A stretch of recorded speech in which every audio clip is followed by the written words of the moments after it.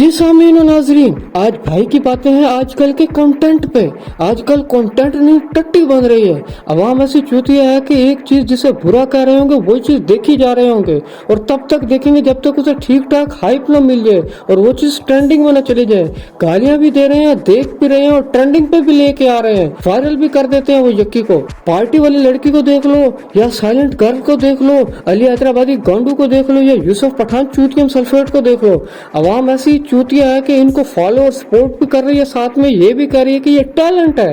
ये टैलेंट नहीं है, भैन का लड़ो घू है ये घू। जो लोग ऐसे टैलेंट को पसंद कर रहे हैं, मतलब ये कि इस घू को पसंद कर रहे हैं, उनकी मिसाल ऐसे लोगों जैसी है जो भैंस के ताज़ा गोबर को साग और गधे के एक्सक्रीशन को सब्ज गुलाब जामुन समझ के खा लेंगे।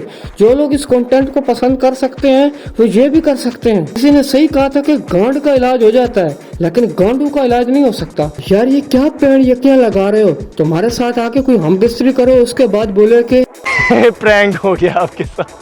प्रैंक हो गया, वो कैमरा लगा हुआ है, हाथ हिला दें। इन लोगों ने हाथ हिलाने को सुन के अपने गोडों का बोझ हल्का कर देना। ज्यादा चांस ये है कि सामने वालों के गोडे का बोझ अपने मुंह से हल्का करेंगे और कहेंगे कि आज मीठा मीठा है। अजीब अजीब चवले मार रहे हैं ये लोग। कभी किसी लड़की के साथ प्रैंक हो रहा है, उसके पास कटोरा रखा जा रहा है, लड़कियों से अजीब अजीब सवाल पूछ रहे हैं और फिर कहते हैं कि ये आजकल ओपन माइंडेड लोग हैं, सब ये सब चलता है। इसी तरह की उंगली तुम्हारी माँ बहन की गांड में की जाए तो फिर भी यही कहना कि प्रैंक हो गया आपके साथ।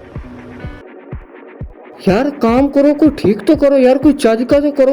ये क्या है कि kissing some stranger girls, asking some personal questions, touching strangers arm, Uber driving prank, Uber drive turn date, saying I love you to stranger girls, instant date, slap challenge, call पे लग के किसी लड़की के साथ बैठ के प्रपोज करने वाला prank, ghost prank, waiter spilling drinks prank, strangers का खाना खाना, लड़की को आंटी बोलना, सही जवाब पे चुम्मी नहीं तो चपेट वाला प्रैंक, गैंगस्टर वाला प्रैंक। गैंगस्टर वाले से याद है कि इन लोगों को कोई नहीं पकड़ता जो एमुनेशन को जाहिर कर रहे हैं। हाँ अच्छा, ये इसलिए नहीं पकड़ रहे कि गरीब और मम्मी हमेशा दबाए जाते हैं।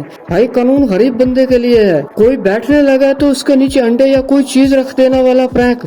याद है कि मेरे नीचे किसी ने बचपन में एक बार पेन रखने की नाकाम कोशिश की थी स्कूल में।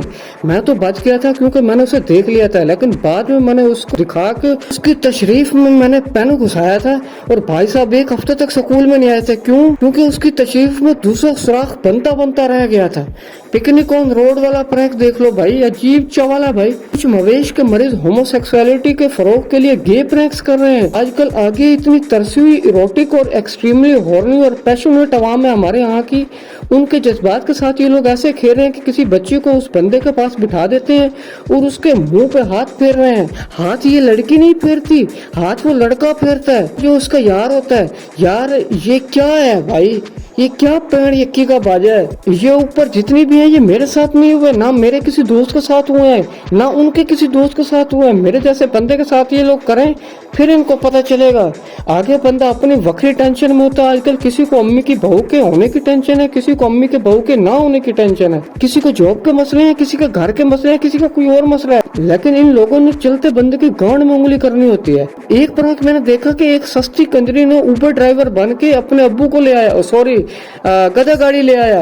अब्बू को मैं क्यों बीच में ले आया यार, वो तो बहुत तमीज वाले होंगे। एक और मैंने प्रैंक देखा, उसके अंदर एक यतीम कुत्ते की शक्ल वाला रेस्टोरेंट में चला गया और वहां जाकर रंडी रोने लगा के बैठ जाता है। उधर ऐसी आवाज में गाने गाने लगे थे जैसे किसी कुत्ते को यद्दा जा रहा हो। मुझे तो हैरत होती है उन लोगों पे जो लोग यहाँ एक्टिंग कर रहे हैं, इन प्रैंक्स के अंदर आ जाते हैं। भाई कितने मजबूर हो, कितने मुसीबतों में वो लोग घिरे हुए होंगे, सोचो तो सही।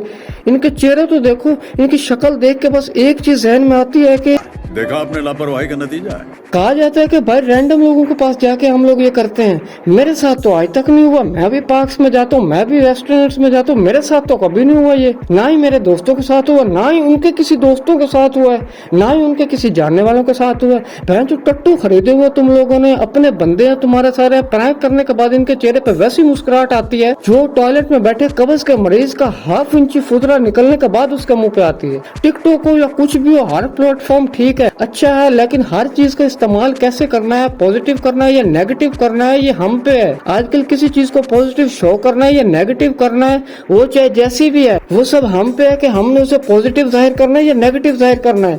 अच्छे बेहतरीन बंदे को गांडू और गांडू को अप्पू बना लेते हैं यहाँ पे लोग। सब क्रिएटर्स की हौसला अफजाई नहीं हो रही इधर भाई। कुछ अच्छे भी हैं जो बेहतरीन काम कर रहे हैं, इनकी तरह नहीं है कि हर किसी की गांड में उंगली कर रहे हैं, हर किसी की लुंगी में मुंह डाल के देख रहे हैं और उनका चुसेटा लगा रहे हैं। अब जो प्रैंकस्टर या किसी भी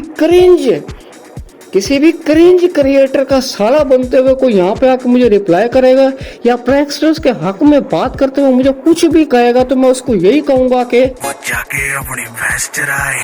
और साथ में ये भी कहूंगा कि चलो मेरे लौड़े थे। इनकी जमानत देने वाले भी उस तोते की तरह है जो जमानत के केस में अंदर हुआ था।